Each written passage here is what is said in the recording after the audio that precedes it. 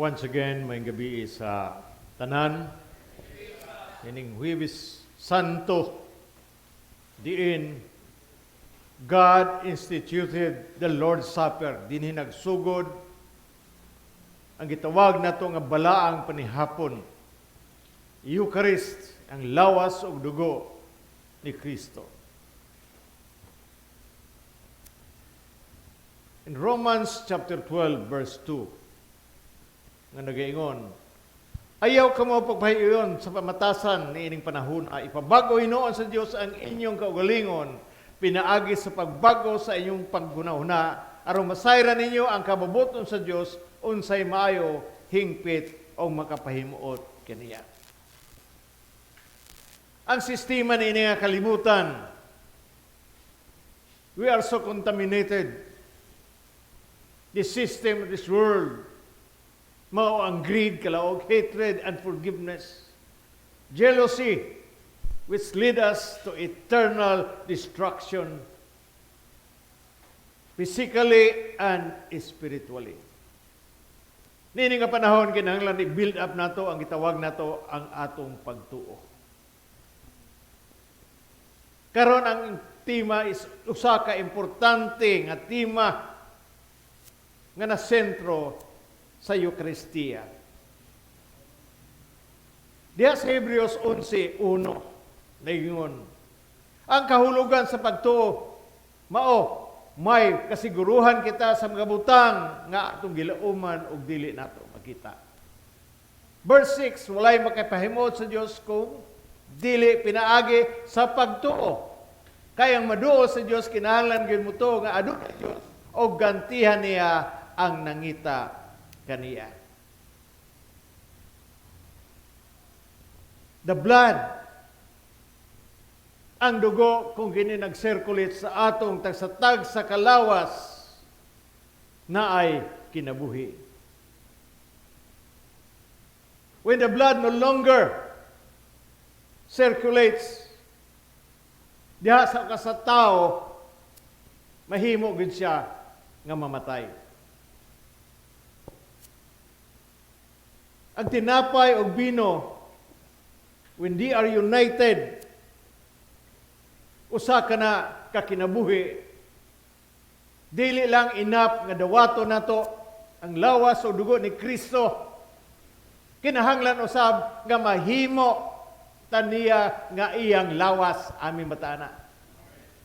The body of Christ is given to us para mahimo usab kita nga iyang lawas.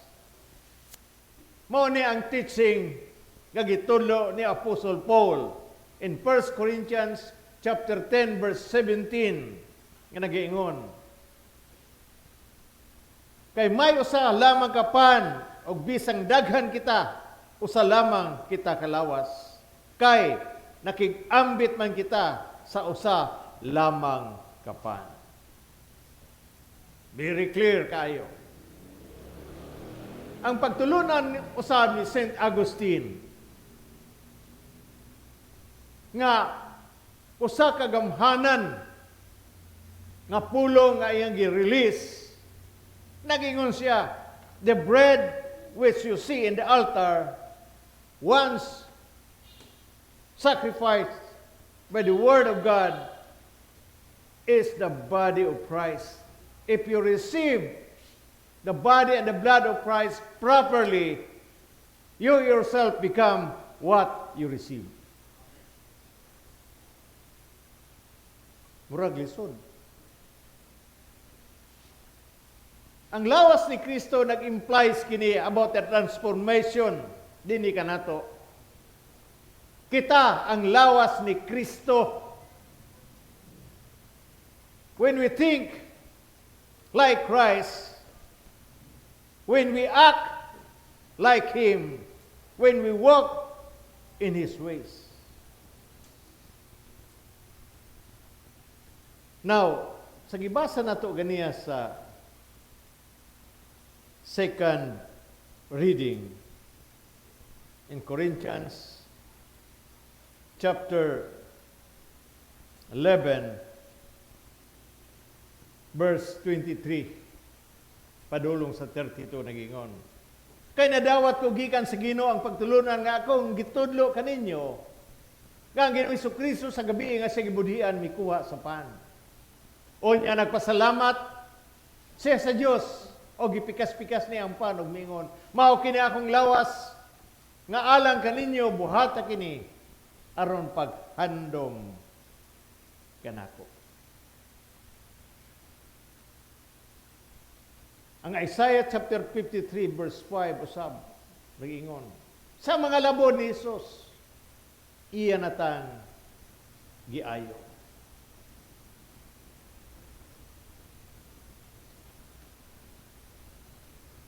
At the heart of the Eucharistic prayer, ang obispo, ang pare, repeats the word of Christ that Christ said according to Apostle Paul, mao kini akong lawas gitugyan alang kaninyo, buhata kini aron paghandom kanato. Tungod ni ini nga mga pulong nga gi-pronounce sa pare diha sa gahom sa Balaang Espiritu na ay dako kayong mahitabo. There is something happen. The bread becomes the body of Christ and wine is changed into His blood. Og daghang kining pagtulun-ana nga nahitabo bisan ang mga tao ni ini dili mo tuo. Paunsa man. Nganong nahitabo man na o dili gyud na mahimo. Kay once ang pare na pinaagi sa gahom sa Balaang Espiritu when he lay hands on the elements, the word of Jesus says, nahimo ni nga lawas.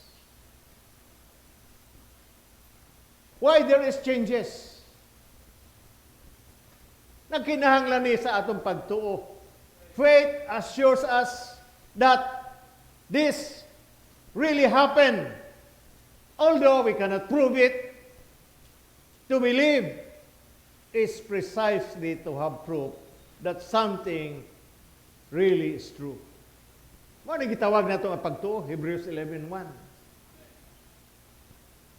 Gisulti ni Jesus. Ang gisulti ni Jesus, wala ba'y kamatuuran. This is the Word of God, His Word. We believe that Christ is present under the signs of bread and wine. We believe na sa misa, Christ becomes our food and drink. But it is impossible to explain how it happens. God knows. Amin matana. Mao ni iyang sekreto. His mystery. There are slight indication in the Bible which lead to the knowledge of the mystery. Kung mabasa galing na to sa Genesis chapter 1, verse 3, nigiingon, unya miingon ang Diyos, mutungha ang kahayag, o mitungha ang kahayag. During sa gitawag na to nga creation. His word in Genesis chapter 1, verse 3, nagatudlo ka na to about the exceptional power of the word which comes from God. And God said, let there be light. And there was light. And it was so. Now turn with me to Mark chapter 5, verse 41 to 42. Ang iyang gikuptan sa kamot sa bata o giingnan. Talita kumi sa ato pa, inday bangon. Verse 42, diha ang bata nga nagpadugigon og napulog duha ka tuig, mibangon o milakaw og hilabihan gayud ang iyang kahibulong sa nahitabo. The Word of God in English, nagayon, efficacious. Efficacious means capable of producing, na ay epekto o ang pulong sa Ginoo malampuson. Amin batana. Isaiah 55:11 it says, ang ako mga pulong usab dili mobalik kanako nga kawang lamang tumanon ini ang akong tuyo og molampos gayud kini. Means capable of producing. Isaiah chapter 55 verse 11. Nga ang pulong sa Ginoo na ay gahom. Amin bataana. The word of Jesus has the power of God Himself. Pag-ingon niya nga mao kini akong lawas, He says, this is my body. The bread becomes His body. John 6:35. Si Jesus mayong kanila, ako mao ang pan nga naghatag sa kinabuhi. Ang muari kanako dili gyud gutomon o ang muto kanako dili gayod uhawon. Kinsa man nga pulong. That is the very word of Jesus. Siya mismo nagsulti ni ana. John chapter 6 verse 51 nagingon. Ako ang pan nga gikan sa langit nga naghatag sa kinabuhi. Ang mukaon niini nga pan dili gyud mamatay ug ang pan nga akong ihatag mao ang akong unod aron mabuhi ang kalibutan. So lisod sabton. So sayon ra man ni. Mutuota nga atong ibasa iya gikan sa Ginoo. Amen batana. That's why sometimes when we receive the body and blood of Christ, wala epekto sa ato. Why? Because we don't even believe. Mutuota sa mga hugiyong sa tao, sama sa iyang mga disipulo ni adto nga daghang kayo ng hawa, kay niingon sila, lisod kini nga pagtulunan.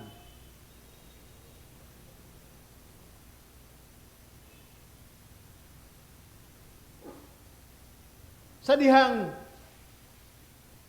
ang pari i-present niya sa Ginoo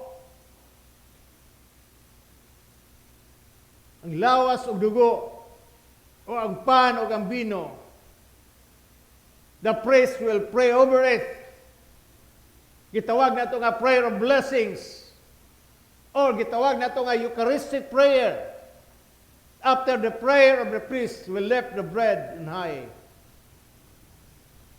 Nga murag gusto sa usa ka parang i-lift up niya dito sa kasing-kasing sa Ginoo.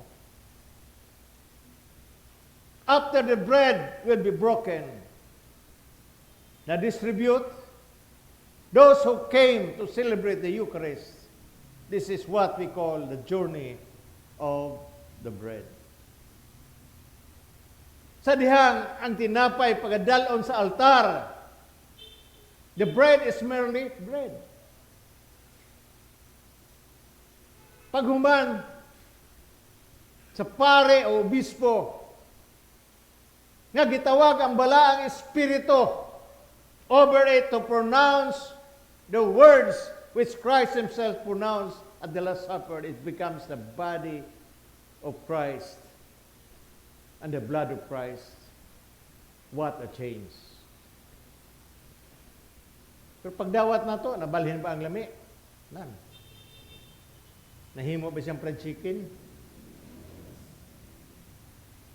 Pag inom na to sa bino, nahimo ba siyang red horse? The same. That's why you have to use our faith.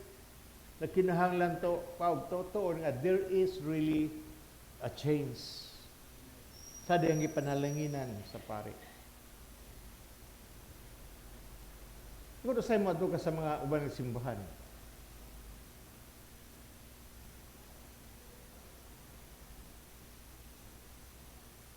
dili sila mag-mind. True Catholic believes when the priest will lay hands ang ilang nakita mao si Jesucristo. Ago dili sila mag-mind. Dili na tulisukon nga kana nga pare makasasala. Dili kumudawat anang lawas ug dugo ni Kristo kay makasasala na siya.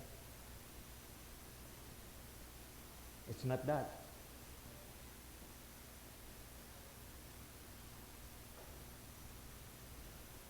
Muna usahay sa pagsulti na ko, usahay ang atong baba atong gigamit sa pag-welcome sa Ginoo. At the same time, we use our mouth to curse other people. Usa ka dili maayo. Pangutanon mo sa si isip pa mo, si isip pa mo gihapon mi. Pero gideprak na, si isip pa gihapon, hindi na si isip. Ay, si isip.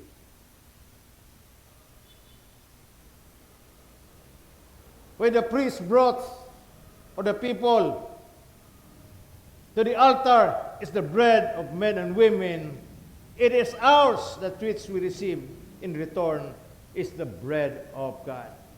John chapter 6 verse 60 nagingon, daghan sa imatinunan nga nakadungog ni ini og mingon lisod kaayo dawaton kining pagtulun-ana kinsabay makasabot ni ini.